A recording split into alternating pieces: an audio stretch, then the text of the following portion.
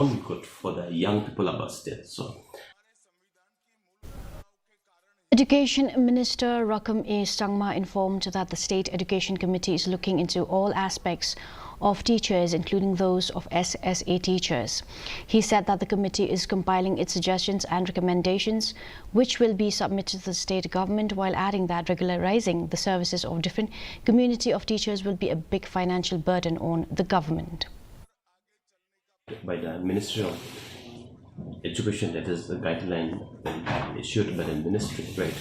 All the teachers teaching in the school should have a qualification. These are things, right? I mean, as a state is that, of course, we wish, but this is a Ministry of Education guidelines.